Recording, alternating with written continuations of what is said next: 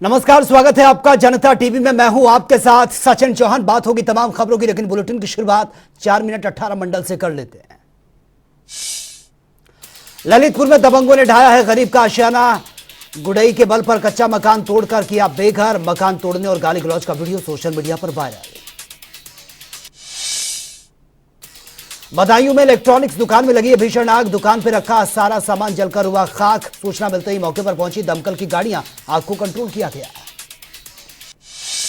बाराबंकी में बेमौसम बरसात और भीषण ओले ने मचाई है तबाही। किसानों की फसलें हुई बर्बाद। सड़कों पर आवागमन पूरी तरह से ठप। लखनऊ में स्कॉर्पियो सवार सिरफिरे ड्राइवर ने ट्रैफिक की ड्यूटी में तैनात हेड कांस्टेबल पर चढ़ाई कार। पुलिसकर्मियों ने कार चालक को दौड़ाकर पकड़ा। हेड कांस्टेबल की हालत नाजुक। लखनऊ में महापौर संयुक्ता भाटिया ने किया है देवी मंदिरों का निरीक्षण। आवश्यक व्यवस्थाओं के दिए गए दिशा निर्देश। प्रतापगढ़ में मुख्यमंत्री और डीजीपी के आदेशों की खुलेआम उड़ रही हैं धज्जियां। धड़ल्ले से वाहन गाड़ियों पर बैठकर यात्रा कर रहे हैं मुसाफिर। कानपुर देहात के तहसील परिसर में सैकड़ों की संख्या में पहुंचे निजी बैंकों के पीड़ित खाता धारक। बैंकों में सेविंग के जमा रुपये के न मिलने से परेशान है खाता धारक। हरदोई में पुरानी पेंशन बहाली को लेकर कर्मचारियों ने भरी हुंकार। पुरानी पेंशन को लेकर रैली निकालकर जताया विरोध। अपनी 20 सूत्री मांगों को लेकर सौंपा ज्ञापन। सहारनपुर में चोरों ने स्कूल को बनाया अपना निशाना। स्कूल की खिड़कियां फाड़कर स्कूल के अंदर घुसे चोर। रखी कुर्सियां और स्कूल के रिकॉर्ड भी खंगाले गए। बिजनौर में बाइक सवार बदमाशों ने महिला की चेन को छीना। बदमाशों के पीछे दौड़ी यह महिला। बदमाश हुए फरार। बदमाशों के पीछे भागती रही महिला। सीसीटीवी में कैद हुई घटना। सहारनपुर में पुरानी पेंशन योजना बहाली को लेकर संयुक्त मंच ने किया है जिलाधिकारी कार्यालय का धरना प्रदर्शन। कर्मचारी नेताओं ने कहा, अगर नई पेंशन नीति अच्छी है तो विधायकों और सांसदों पर क्यों लागू नहीं होती। कानपुर में निलंबित सिपाही ने ट्रेन के आगे कूदकर की आत्महत्या। पिछले कई महीनों से चल रहा था निलंबित। हार्श फायरिंग मामले में किया गया था निलंबित।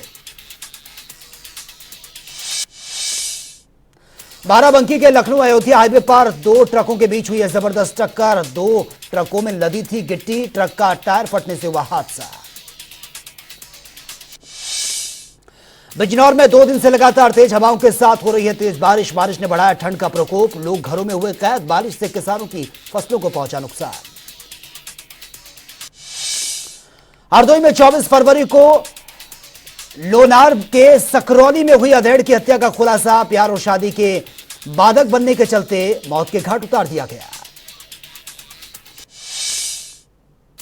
लखनऊ में बारिश से संचारी रोगों के खतरे को लेकर डीएम ने की है विशेष संचारी रोग नियंत्रण टास्क फोर्स की बैठक। अप्रैल भर चलाया जाएगा विशेष संचारी रोग नियंत्रण अभियान। आगरा में संयुक्त मोर्चा के बैनर तले केंद्र और राज्य सरकार के कर्मचारियों ने पुरानी पेंशन को लेकर तहसील में किया प्रदर्शन। कर्मचारी संगठनों का कहना, पेंशन को कोई इनाम नहीं बल्कि एक अधिकार है। हरदोई में किशोरी को बंधक बनाकर जबरन देह व्यापार कराने वाले 23 लोगों पर गैंगस्टर्स एक्ट के तहत हुई कार्रवाई। दिल्ली की रहने वाली किशोरी को बंधक बनाकर कराते थे देह व्यापार।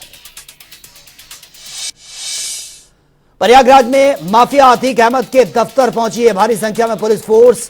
दफ्तर में हो रही है खुदाई। अतीक के दफ्तर से बड़ी संख्या में हथियार और कैश बरामद। हमीरपुर में तालाब में मिली है आयरन फॉलिक एसिड की गोलियां। सरकारी प्राइमरी प्राथमिक स्कूलों में बच्चों को मुफ्त में दी जाती हैं ये गोलियां। लखनऊ में स्वच्छ भारत मिशन के अंतर्गत नगर निगम ने उत्कृष्ट कर्मियों को किया है सम्मानित। महिलाओं को भी सम्मानित किया गया। यूपी की पहली आईएसओ प्रमाणित पुलिस लाइन का हरदोई को मिला खिताब। आईएसओ के तीनों मापदंडों के प्रमाण पत्र प्राप्त करने वाली प्रदेश की पहली पुलिस लाइन बनी हरदोई। महुआ में 2 दिवसीय दौरे पर आए हैं जिले के नोडल अधिकारी। मॉडर्न स्कूल का किया निरीक्षण। निर्माणाधीन ड्रग हाउस का जायजा लिया। फतेहपुर में सहकारी समिति के चुनाव में धांधली का आरोप। बीजेपी के मंडल अध्यक्ष ने लगाया आरोप। आरोप लगाने के बाद शिवलहा मंडल अध्यक्ष ने पूरी कार्यकारिणी के साथ इस्तीफा दिया। बाराबंकी में पिस्टल के साथ युवक का फोटो हो रहा है वायरल। पुलिस बोली कर रहे हैं मामले में जांच पड़ताल। रायबरेली में मौसम ने फिर बदला अपना मिजाज। हवाओं के साथ जमकर हुई बारिश। कुछ इलाकों में गिरे हैं ओले। किसानों की फसलों को पहुंचा नुकसान।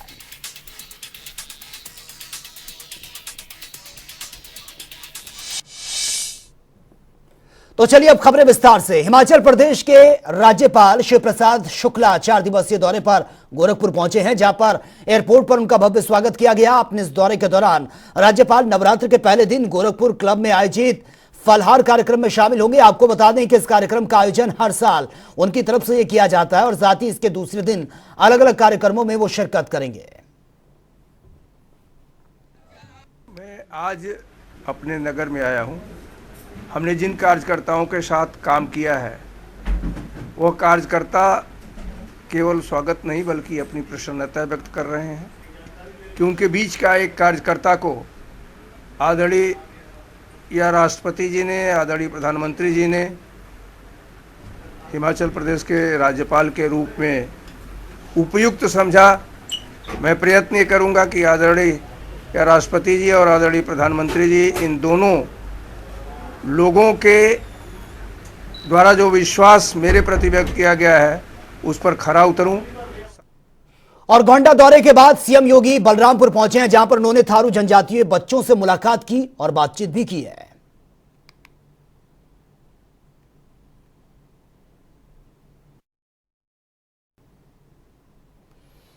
और वही गोंडा दौरे पर पहुंचे मुख्यमंत्री योगी आदित्यनाथ ने प्रेस कॉन्फ्रेंस करते हुए कहा कि विस्तृत रूप से जुड़े और मंडल के विकास, शिक्षा के विकास के साथ बहुत अच्छे ढंग से विकास हो रहा है। साथ ही सीएम योगी ने प्रेस कॉन्फ्रेंस करते हुए कहा कि नया विश्वविद्यालय पटेश्वरी के नाम से आवंटित हुआ है।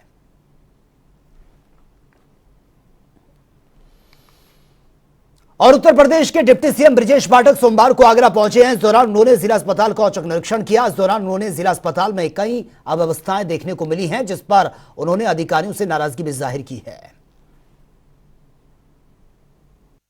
उत्तर प्रदेश के तमाम विकास प्राधिकरण को सरकार अपने शहरों में, जनपदों में विकास करने के लिए तमाम करोड़ों रुपए के फंड देती है, लेकिन जब उनके कार्यालय की बात आती है तो यहाँ पर तमाम खामियां देखने को मिलती। आज जनता टीवी की टीम ने यहाँ का निरीक्षण किया और जाना कि आगे विकास प्राधिकरण जो शहर के विकास में एक अहम योगदान देता है, क्या उनका कार्यालय भी इसी तरीके चकाचौंध से बना हुआ। तब जाना वहाँ पर तमाम खामियां हैं या हाथ लत यहाँ तक है कि वहाँ पर बियर की बोतल भी देखने को मिल रही है। कुर्सियाँ टूटी हुई हैं, हर जगह पीक दान नहीं है और पीक करते हुए वहाँ पर सड़कें ख़राब हैं। हो जो नाले की होल मैन है वो भी काफ़ी जर्जर हालात में मिले। अब सबसे बड़ी बात है, जिस तरीके से उत्तर प्रदेश के तमाम विकास प्राधिकरण शहरों के विकास के लिए अपना बोझा उठाए हुए दिखाई देते हैं, उनको अपने कार्यालय के ये अव्यवस्थाएं आके क्यों दिखाई नहीं पड़ती। प्रदीप रावत, जनता टीवी, आगरा। और चुनार में 10 केएलडी क्षमता के एफएसएसटीपी का लोकार्पण भव्य समारोह के साथ यह किया गया। चुनार में लोकार्पण समारोह में मीडिया से बातचीत करते हुए जल शक्ति मंत्री ने कहा कि देश और प्रदेश में चौमुखी विकास हो रहा है। साथ ही उन्होंने कहा कि ये शोधन संयंत्र प्रदेश और देश में उदाहरण बनेगा।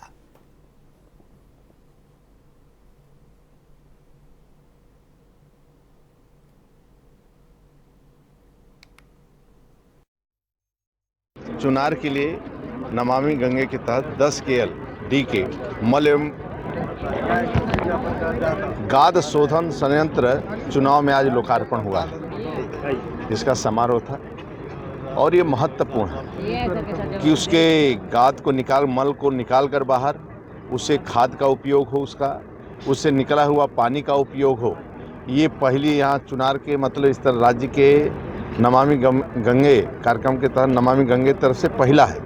आदरणीय मोदी जी का सपना है, योगी जी का सपना, आम जनता को जागरूक करना, पानी को कैसे बचाना और गंदगी को कैसे कम करना और गंदगी का भी उपयोग ठीक ढंग से कैसे हो सकता है, ये एक उदाहरण के रूप में साबित होगा। और ये संयंत्र राज्य के लिए उदाहरण बनेगा, देश के लिए उदाहरण बनेगा। लोग आकर देखेंगे, यहाँ के कर्मचारियों ने भी स्वीकार किया। और जो स्वच्छता कर्मी इसको लाते हैं, ले जाते हैं, चाहे ड्राइवर हो टैंकर का, चाहे जो मल निकालने वाला है, वास्तव में सम्मान के लोग हैं, इनका सम्मान करना चाहिए। और बेमौसम बारिश और ओलावृष्टि ने किसानों का बुरा हाल कर दिया है। मौसम के इस मार से तमाम किसानों की फसलें खराब हो गई, जिसमें लाखों का नुकसान हुआ। साथ ही उनकी मेहनत और साल भर के अनाज में तमाम तरीके से पानी फिर गया है। लगातार किसान परेशान हैं। ओलावृष्टि से पूरे प्रदेश में हमारे किसान भाइयों का भारी नुकसान हुआ है। पूरी की पूरी फसल बर्बाद हो गई है, खेतों में पानी भर गया है, उसके साथ जो फसलें थी वो गिर गई हैं।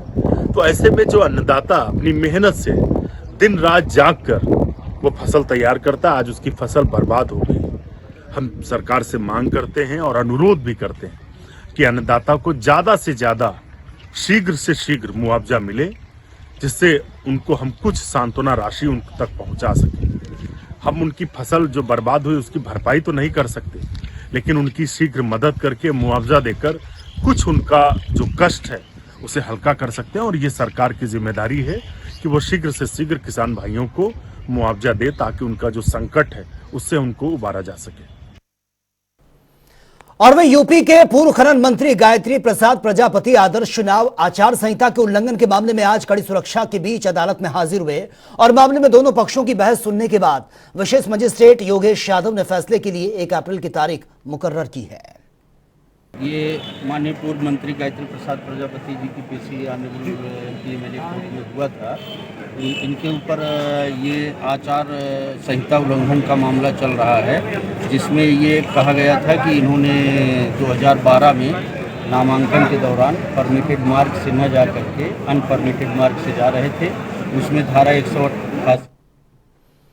और वहीं फर्रुखाबाद में बिजली विभाग के एसडीओ को सेवा से बर्खास्त कर दिया गया। आपको बता दें कि एसडीओ ने आतंकवादी ओसामा बिन लादेन को दुनिया का सर्वश्रेष्ठ अभियंता बताते हुए उसकी फोटो अपने सरकारी ऑफिस में लगा रखी थी, जिसकी फोटो सोशल मीडिया पर वायरल होने के बाद मामले का संज्ञान लिया और अधिकारियों ने जांच कर एसडीओ को तुरंत सस्पेंड भी कर दिया था।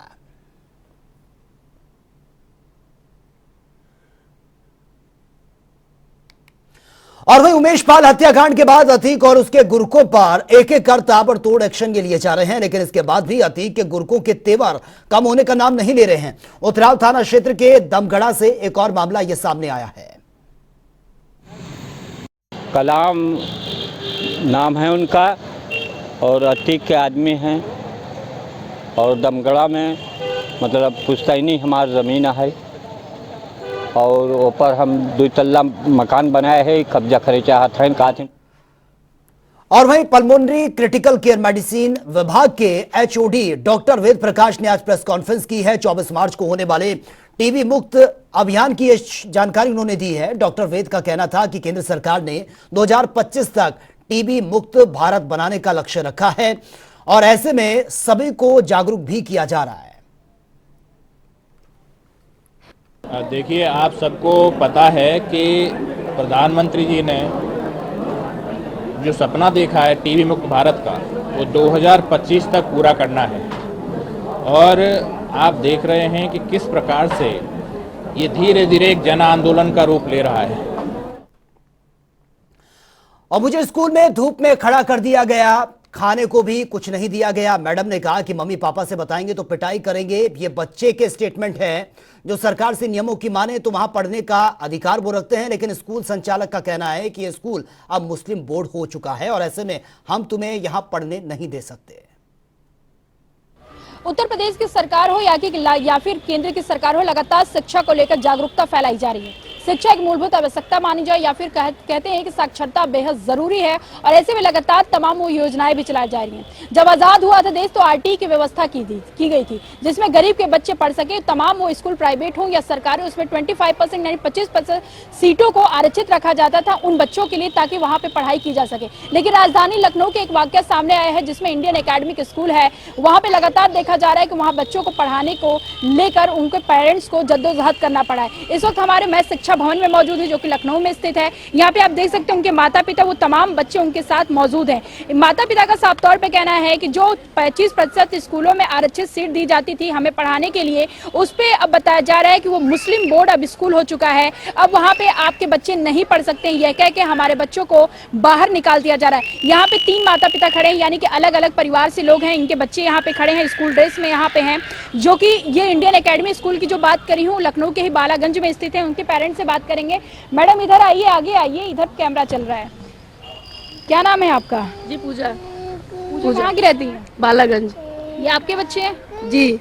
ये इंडियन एकेडमी आपने बताया जी, और वहाँ पे प्रिंसिपल कह रही है, पेरेंट्स दिक्कत क्या आ रही है शुरू से बताइए। शुरू से ये दिक्कत है कि क्या कहते हैं, ये बच्चों को पहले से पढ़ लेते 4 साल से, अब उनका स्कूल मुस्लिम बोर्ड हुआ है 1 साल पहले, तो अब कह रहे हैं कि अब हम नहीं पढ़ाएंगे, स्कूल वाले कह रहे हैं। और सर ने कल बीएसए सर ने फोन भी किया, तब भी सर का वो ना मान के उन्होंने बच्चों को बाहर निकाल के बैठाल दिया, ना पानी दिया ना खाना दिया, उन लोगों का बैग ऊपर रख दिया क्लास के ऊपर, उनको बैग भी लाने नहीं दिया, बच्चे बेचारे भूखे प्यासे 2 बजे तक। आपका क्या नाम है? सुशीला देवी। आपका क्या आपको भी यही दिक्कत आ रही है? यही दिक्कत है मैम। किस क्लास में बच्चे पढ़ रहे हैं? 4th क्लास में। तो आपको भी कहा जा रहा है कि मुस्लिम बोर्ड हो चुका है इसलिए नहीं पढ़ाया जाए? जी मैम, यही मेरी सेम समस्या है। क्या नाम है आपका? स्नेहलता। कहाँ की रहने वाली हूँ? बालागंज ही। बालागंज से ही रहती हैं? तो ये सुशीला है, प्रेमलता है और पूजा है, ये तमाम इनके बच्चे हैं छोटे छोटे। किस क्लास में पढ़ते हैं आप लोग? 4th। क्या कह रहे हैं वहाँ के लोग, सब लोग? कह रहे हैं कि ये मुस्लिम बोर्ड हो चुका है, यहाँ अब नहीं पढ़ाई होगी। आपका क्या नाम है? यही सब कह रहे हैं।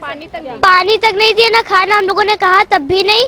और हम लोगों को मार भी रही थी, कह रही थी कि अगर मम्मी पापा से मत बताना कि हमने ये सब किया। नाम क्या है आपका? आदिश। किस क्लास से पढ़ते थे? 4th। तक भी नहीं पीने दिए। 5th क्लास में। क्या नाम है आपका? आरव गुप्ता। आरव गुप्ता। क्या कह रहे हैं वहाँ के सर लोग आपसे? कह रहे अगर बताएंगे पेरेंट्स को तो तो ये बच्चे हैं, आप देख सकते हैं, मासूम हैं। इनका साफ तौर पे कहना है कि लगातार हम इंडियन एकेडमी में लगातार पढ़ते आ रहे थे 4 साल से, लेकिन अब जो वहाँ की तस्वीर है वो बदल चुकी है। लगातार सरकार आरटी की व्यवस्था जो कही गई है आज़ादी के बाद से है कि 25% जो सीट होती हैं 25% वहाँ पे आरक्षित रखी जाए ताकि गरीब के बच्चे, मजलूम के बच्चे वहाँ पे पढ़ सके। लेकिन अब वहाँ पे ये कहा जा रहा है, उस स्कूल में जो कि बालागंज में स्थित इंडियन एकेडमी नाम है, उसका साफ तौर पर कहना है कि ये स्कूल जो है अब मुस्लिम बोर्ड हो चुका है, अब आपके बच्चे यहाँ पे नहीं पढ़ सकते हैं। ये मेरी आवाज नहीं, बल्कि इन मासूमों की आवाज है जिनका कहना है कि हमें पानी खाना नहीं दिया जा रहा है और हमें धूप में खड़ा कर दिया गया। यानी कि इनका साफ तौर पे कहना है कि अब यहाँ से आप हटिए, यहाँ पे मुस्लिम बोर्ड हो चुका है, अब आपके बच्चे नहीं पढ़ेंगे। यहाँ तक आरोप है कि सरकारी अमले जामा भी लगी लेकिन कोई फर्क नहीं पड़ता है। बीएससी अरुण कुमार का भी कॉल गया लेकिन कोई असर नहीं है। कैमरा रियाज के साथ मैं जैसे जनता टीवी लखनऊ। और ट्रेनों के एसी कोचों में बिना टिकट सफर करने वाले पुलिसकर्मियों की मनमानी अब उनके लिए खतरे की घंटी बन गई है। उनकी शिकायत अब डीजीपी को मिली है और अभी तक यात्रियों की शिकायतें रेलवे तक सीमित थी, लेकिन अब पूर्वोत्तर रेलवे के डीआरएम आदित्य कुमार ने डीजीपी को पत्र भेजकर ये सारी शिकायतें की हैं। ट्रेनों में इन दिनों वर्दीधारियों का बेटिकट चलने की समस्या बहुत बढ़ गई है।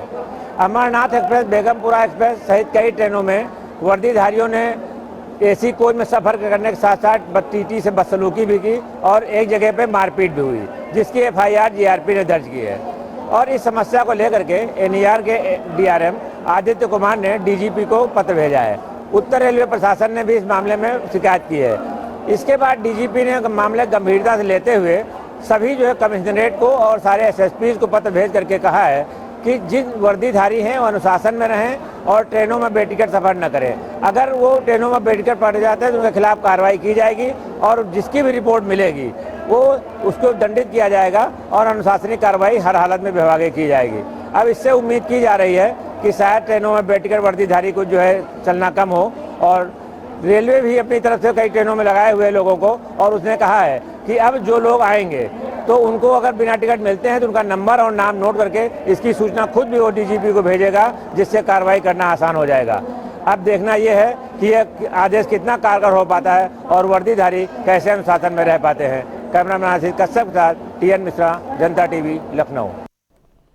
और गोरखपुर में नवरात्र और रमजान महीने को देखते हुए धार्मिक स्थलों और प्रमुख बाजारों में सुरक्षा व्यवस्था को बढ़ा दिया गया है। इसी को लेकर वरिष्ठ पुलिस अधीक्षक डॉक्टर गौरव ग्रोवर ने जिले के सभी थाना प्रभारियों को भीड़भाड़ वाले बाजारों में मुस्तैदी के साथ ड्यूटी पर मौजूद रहने के इंस्ट्रक्शन दिए हैं।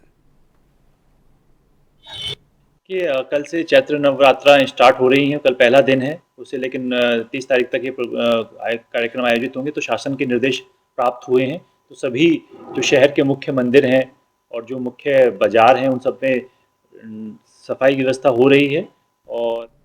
और वे मथुरा के बरसाना में राधा रानी मंदिर में लोग जहां पर भगवान के दर्शन करने के लिए दूर दूर से आते हैं, तो वहीं मंदिर के सेवायुक्त आए दिन मंदिर को जंग का अखाड़ा बना देते हैं। ऐसा ही नजारा बीती रात देखने को मिला है, जब मंदिर के कार्यकर्ता ने गुल्लक को खोलने को लेकर जमकर लात तस्वीर आपके सामने।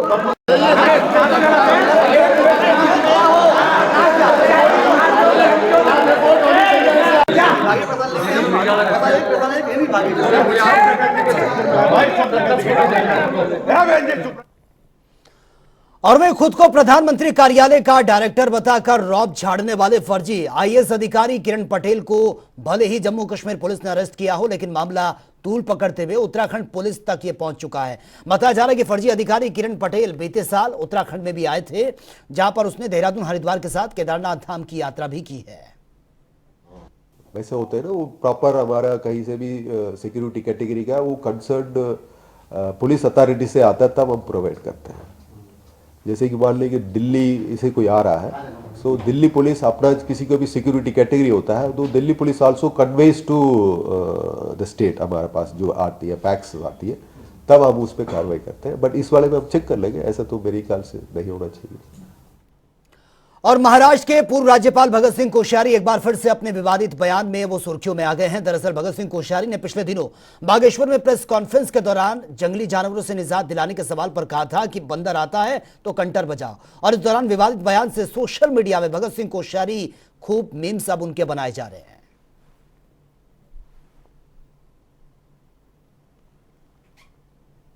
और चारधाम यात्रा अप्रैल माह के तीसरे सप्ताह से शुरू होने जा रही है। यात्रा काल का पिछला रिकॉर्ड देखते हुए उत्तराखंड सरकार चारों धामों में आने वाले यात्रियों को किसी भी प्रकार की अव्यवस्था का सामना न करना पड़े, इसको लेकर तैयारियों में जुटी है। लेकिन बेमौसम बारिश और बर्फबारी होने के चलते तैयारियों पर भी इसका असर पड़ रहा है।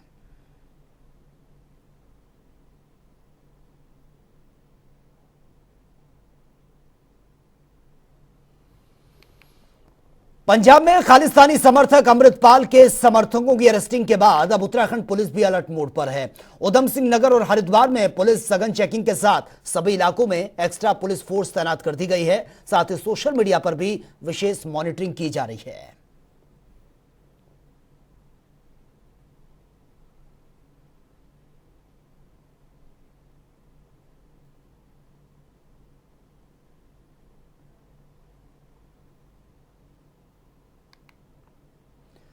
और वहीं नवरात्रि और रमजान पर्व को लेकर स्थानीय प्रशासन ने सभी समुदाय के लोगों के साथ नगर पालिका परिषद में शांति कमेटी की बैठक का आयोजन किया।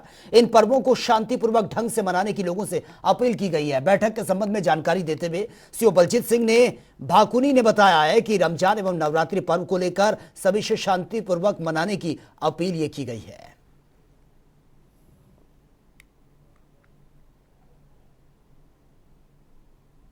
रमज़ान और नवरात्र का पर्व आने वाला है। इसके संबंध में हमारे द्वारा रामनगर के गणमान्य व्यक्तियों, समाज के मौजूद लोगों को बुलाकर एक शांति समिति की मीटिंग ली गई है, जिसमें उनके द्वारा सुझावों पर अमल करते हुए दोनों त्योहारों को अच्छी तरह मनाया जाएगा। इसके अलावा G20 का जो यहाँ आयोजन होने जा रहा है उसे सफल बनाने के लिए हमारे द्वारा सभी लोगों से अपील की गई है और इसको सफल बनाएंगे।